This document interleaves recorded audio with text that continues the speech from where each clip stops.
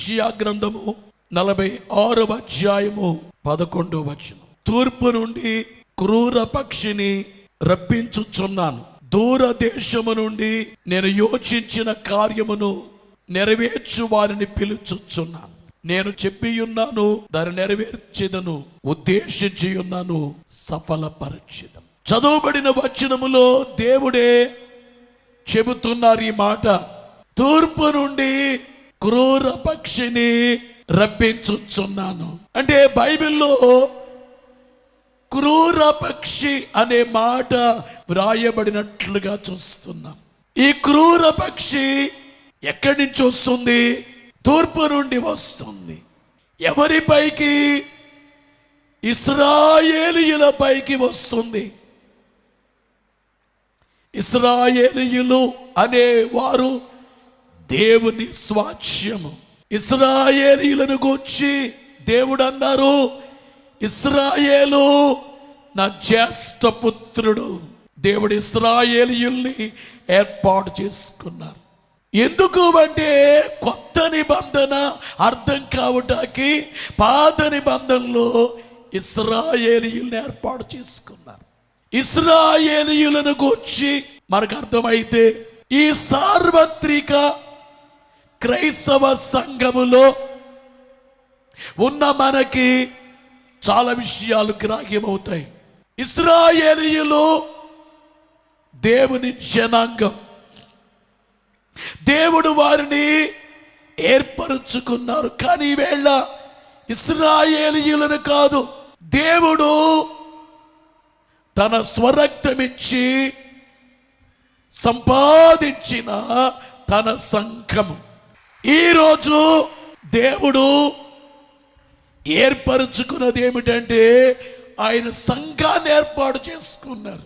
ఆ సంఘాన్ని స్వరక్తమిచ్చి సంపాదించుకున్నారు.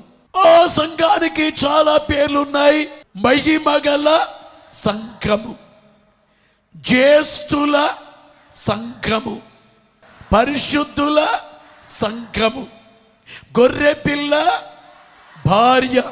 పరమగీతములో నారీమణి లేక ప్రియురాలు, ఇవన్నీ పేర్లున్నాయి. పాత నిబంధనలో దేవుని స్వాస్థ్యము ఇశ్రాయేలీయులు, కొత్త నిబంధనలో దేవుని స్వాస్థ్యము సంఘము.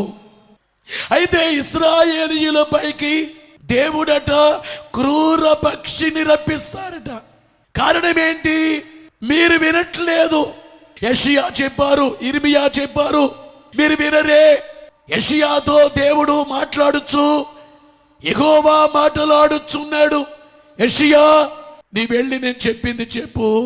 యెషయా గ్రంథము 1వ అధ్యాయము 1 నుంచి చదువుదాం. యెహోవా మాట్లాడుచున్నాడు. ఆకాశము ఆలకించుము, ఆకాశము ఆలకించు, భూమి చెవియొగ్గు, భూమి చెవియొగ్గు. నేను పిల్లలను పెంచి గొప్పవారినిగా చేసి తిని వారు నా మీద తిరుగుబడి ఉన్నారు. ఏమయ్యారు? నా మీద తిరుగుబడి ఉన్నారు. ఎంత మాటిది! కన్న పిల్లలే తల్లిదండ్రుల మీద తిరగబడితే ఎంత విచారకరం. కొన్ని పర్యాయాలు సంఘములో ఉన్నవారు ఆత్మీయ తండ్రి సేవకుడి మీదే తిరగబడతారు. 31 సంవత్సరంగా ఈ సేవ జరుగుతుంది. మీలో ఎవరిని తిరుగుబాటు చేసిన వాళ్ళు చూడలేదు. కొంతమంది తల్లిదండ్రులపై తిరుగుబాటు చేస్తారు, మరి కొంతమంది దైవ సేవకులపై తిరుగుబాటు చేస్తారు, పెద్దలపై తిరుగుబాటు చేస్తారు, అధికారులపై తిరుగుబాటు చేస్తారు. కానీ వీటన్నిటికంటే భయంకరం ఏమిటంటే దేవునిపై తిరుగుబాటు చేయటం. వారు నా మీద తిరుగుబడి ఉన్నారు. నేను పిల్లలను పెంచి ఇశ్రాయేలీయులను పెంచి గొప్పవారినిగా చేసి తిని వారు నా మీద నేను గొప్పవాడిగా చేస్తే ఏమయ్యారు? వాళ్ళు తిరుగుబడ్డారు నా మీద. ఎంత న్యాయం ఇది! ఇది ఎవరు చెప్తున్నారు? స్వయానా దేవుడే చెబుతున్నారు. ఎద్దు తన కామందు నెరుగును, గాడిద తన సొంత వాని దొడ్డి తెలుసుకొనును. గాడిదకే తన యొక్క సొంత వాని స్థలమేమిటో తెలుసు, కానీ ఇశ్రాయేలుకు తెలివి లేదు. నా జనులు యోచింపరు. పాపిష్టి జనమా, దోషభరితమైన ప్రజలారా, దుష్ట సంతానమా, చెరుపు చేయు పిల్లలారా, మీకు శ్రమ. వారు యెహోవాను విసర్జించి ఉన్నారు. ఇశ్రాయేలు యొక్క పరిశుద్ధ దేవుని దూషింతురు. ఆయనను విడిచి తొలగిపోయి ఉన్నారు. ఏమైపోయారు? They are gone away backward. దేవుని విడిచి తొలగిపోయారు. అందుకనే దేవుడు ఏమంటున్నారు? క్రూర పక్షికి నేను వాళ్ళని అప్పగించేస్తాను. క్రూర పక్షిని రెవెనోస్ బర్డ్ అంటే రెవెనోస్ బర్డ్. ఇర్మియా గ్రంథములోనైతే స్పెకిల్ బర్డ్. ఈ స్పెకిల్ బర్డ్ నే అనగా క్రూర పక్షికి అప్పగించేస్తా. ఏమైంది? ఇశ్రాయేలీయుల పైకి నెబుకద్నెజరు యెరూషలేముపై దండెత్తి కట్టబడిన దేవాలయాన్ని, బంగారం ఉంది, వజ్రాలున్నాయి, పాత్రలున్నాయి. యెరూషలేము దేవాలయములో ఆ మందిరాన్ని కూలగొట్టి అన్నింటిని పట్టుకుని వెళ్ళిపోయాడు. మందిరం కోల్పోయారు. మందిరం మొత్తం పూర్తిగా పాడైపోయింది. యెరూషలేము ప్రాకారాన్ని పడగొట్టేశారు. యెరూషలేముని అగ్నితో కాల్చేశారు. అనేక మందిని చంపేశాడు. కొంతమందిని చెరగొని తీసుకెళ్ళిపోయాడు. ఎందుకు ఇదంతా? దేవుడు క్రూర పక్షికి వారిని అప్పగించవలసి వచ్చింది.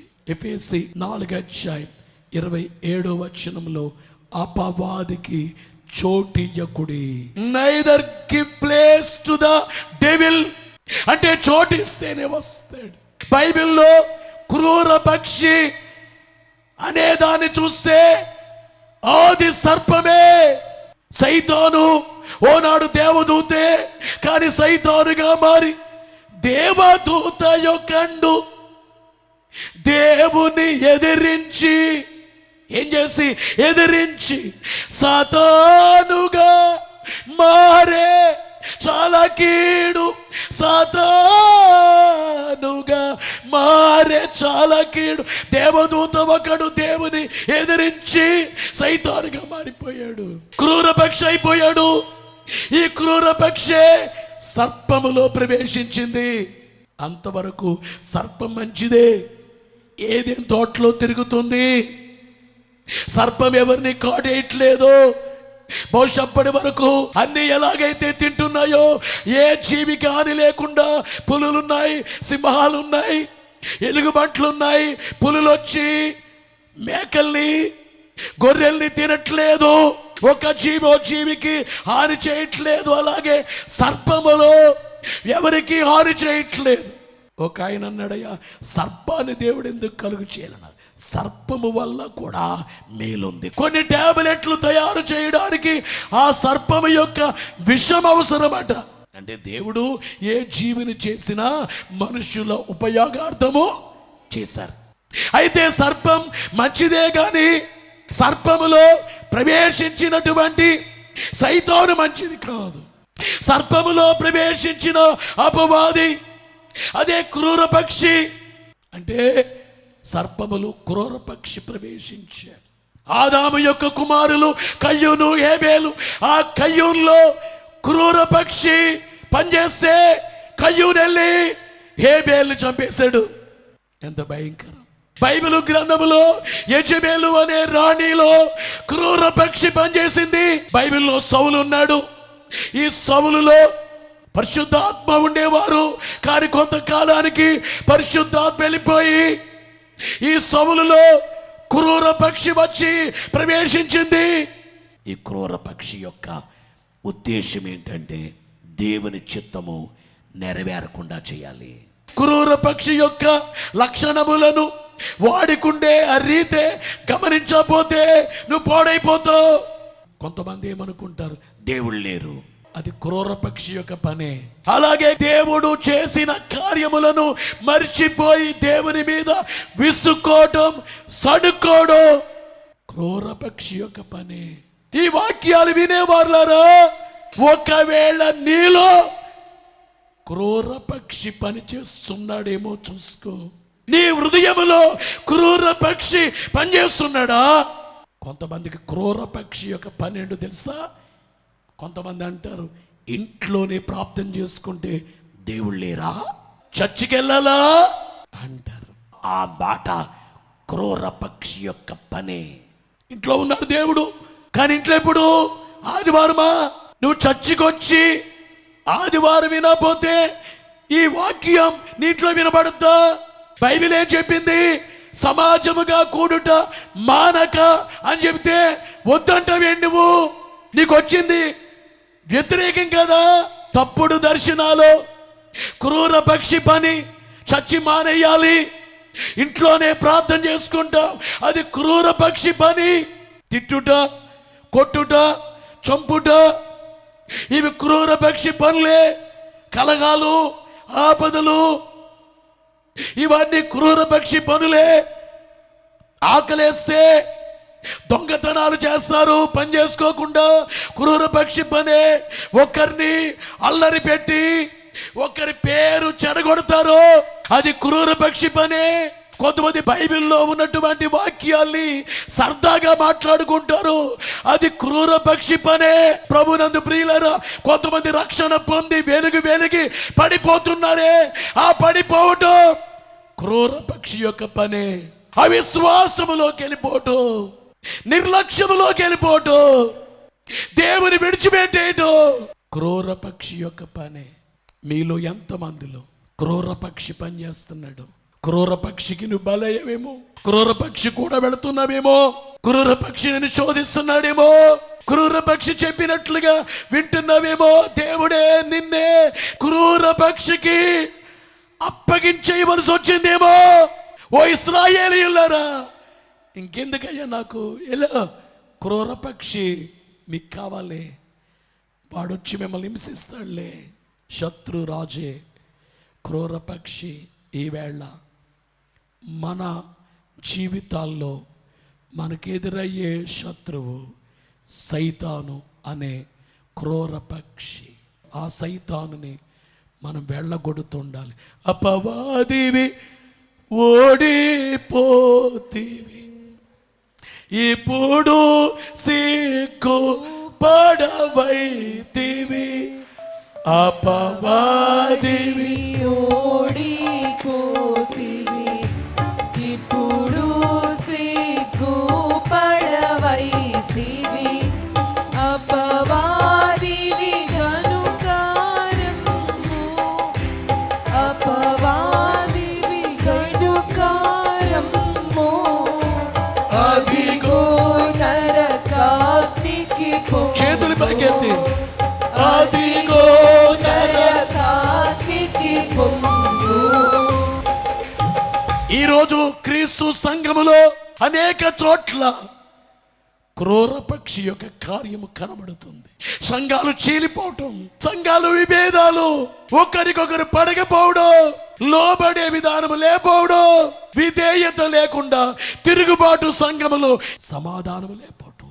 అంతేకాక కుటుంబంలో శాంతి లేదు, కుటుంబంలో నెమ్మది లేదు, ఎవరి దారి వాడిదే. కుమార్తె దారి కుమార్తె, కుమారుడు మరోవైపు. ఇంట్లో విచ్ఛిన్నమైన పరిస్థితులు, విషాదకరమైన ఛాయలింట్లో అలుముకోవటం. మన బంధువుల విషయంలో మనం నలిగిపోతూ ఉంటాం చాలాసార్లు. నేను ఎంత మేలు చేస్తే నాకు కీడిదిరి వచ్చిందేంటి, నన్ను శత్రువుగా చూస్తున్నారేంటి, నా కీడు కోరుతున్నారేంటి. వాళ్ళ మేరు నేను కోరాను, వాళ్ళు బాగుండాలన్నాను, కానీ నేను నాశనం కోరుకున్నారు. నా బాగునే సహించుకోలేకపోతున్నారు, అసూయ పడుతున్నారు. వాళ్ళు బాగుంటే నేను స్తుతిస్తాను మిమ్మల్ని, నా బాగు వాళ్ళు అసూయ పడుతున్నారు అని కొన్ని మనస్సులు కృంగిపోతూ ఉంటాయి. మేళ్ళు మర్చిపోయే రీతి క్రూర పక్షి యొక్క పని. ఈవేళ క్రూర పక్షి యవనస్తుల్లో ప్రవేశించాడు. డ్రగ్స్, మత్తు పానీయాలు, చెడు తిరుగుళ్ళు, చదువులు మానేశారు. చాలా మంది యవనస్తులను చూస్తే భయమేస్తుంది. కుమారులారా, కుమార్తెలారా, నీలో క్రూర పక్షి పని చేయట్లేదా? నువ్వు చేతిలో మొబైల్ పట్టుకుని గంటల తరబడి గడిపి స్నేహాలు చేసి చాటింగ్ చేసి ఎంత ప్రమాదం ఇది. ఓ స్వచ్ఛమైన వ్యక్తిగా దేవుని కనపరచాలి. నువ్వు లోకములో సిగరెట్లు తాగితే ఎంజాయ్ అనుకుంటున్నారు, తాగి డ్యాన్స్ చేస్తే ఎంజాయ్. కానీ నీ పొరపాటు ఏంటో తెలుసా? అదంతా ఎంజాయ్ అనుకుంటున్నారు. దేవుల్లో ఎంత ఎంజాయ్ ఉందో నువ్వు చెప్పలేకపోతున్నావు. చెప్పాలి, నువ్వు చెప్పాలి. నా హృదయము వింతగా మారేను, నా హృదయము వింతగా మారేను, నా హృదయము వింతగా మారేను, యేసు నాలో వచ్చినందున, నాలో యేసు వచ్చినందున చేతులు పైకెత్తి. సంతోషమే సమాధానమే, సంతోషమే సమాధానమే, సంతోషమే సమాధానమే, చెప్పనా సత్యమైన సంతోషం. అబద్ధం మాట్లాడుతుంటే మౌనంగా ఉండిపోతే అబద్ధాన్ని నిజమనుకుంటారు కొంతమంది. అలాగే లోకములో అదే ఎంజాయ్ అన్నారు. కానీ నువ్వు పొందే ఎంజాయ్, ప్రార్థనలో ఉంటే ఎంజాయ్, బైబిల్ చదివితే నువ్వు పొందిన రక్షణ ఐశ్వర్యం ఎంత గొప్పదో నువ్వు చెప్పలేకపోతున్నావు. అలా చెప్పలేకపోవటం కూడా క్రూర పక్షి కార్యమే. ఈవేళ క్రైస్తవ సంఘములో మోకరించట్లేదు, కన్నీటి ప్రార్థన లేదు, ఉపవాస ప్రార్థన లేదు, రోదన ప్రార్థన లేదు, భారము లేదు, వేదన లేదు. క్రూర పక్షి యొక్క పని కాదా? ఈవేళ క్రైస్తవ సంఘంలో చాలా మందిరాల్లో దేవునికి ఆచితూచి చిన్ని కానుక, బైబిల్లో ఉత్సాహముగా ఇచ్చువారిని ప్రేమించెను ఆ మాట కొట్టేసి, ఇయ్యుడి మీకు ఇయ్యబడును అని యేసయ్య చెప్పిన మాట కొట్టేసి, కొంచెముగా విత్తువాడు కొంచెముగా పంట కోయును, సమృద్ధిగా విస్తుబడితే వాడు సమృద్ధిగా పంట కోస్తాడని చెప్పిన, కానీ వేళే కానుక వేయని ఆ రీతే క్రూర పక్షి పనే. క్రూర పక్షి సంఘాల్లో ఎలా పనిచేస్తున్నాడో గమనించి ఆ క్రూర పక్షిని కాల్చివేద్దాం, కాల్చివేద్దాం. బోలో యేసు మహారాజుకు. ఎవరెవరిలో అపవాది క్రూర పక్షి పనిచేస్తున్నాడో ఆ క్రూర పక్షి ఈ ఏడాది వాళ్ళల్లో చచ్చిపోవను గాక. క్రూర పక్షి యొక్క కార్యాలు నిర్మూలమగును గాక, క్రూర పక్షి నశించును గాక, క్రూర పక్షి పాడైపోవును గాక, క్రూర పక్షి యొక్క ఆటలు సాగకుండా దేవుడు నాశనము చేయునుగాక.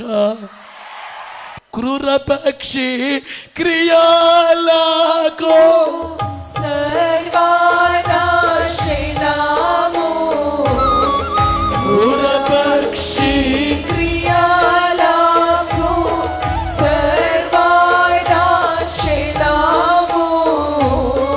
నీ తలంపులకెల్లా నెరవేర్పు నిజము, నీ తలంపులకెల్లా నెరవేర్పు నిజము. బోలో యేసు మహారాజుకు. ఒక పక్షి పేరు క్రూర పక్షి. ఒకవేళ మీ ఇంట్లో, నీలో, నీ కుటుంబములో, సంఘములో క్రూర పక్షి పనిచేస్తున్నాడు గ్రహించుకుని నజరేయుడైన యేసు నామములో వాడిని తొక్కేయండి. గమనించాలి. రెండవ పక్షి ఆదరణ పక్షి, ద కంఫర్ట్ బర్డ్. యేసు ప్రభువారు యోర్దాను నదిలో బాప్తిసం పొంది ఆయన గట్టుకొస్తుంటే పక్షి ఆకారముతో వచ్చారెవరు?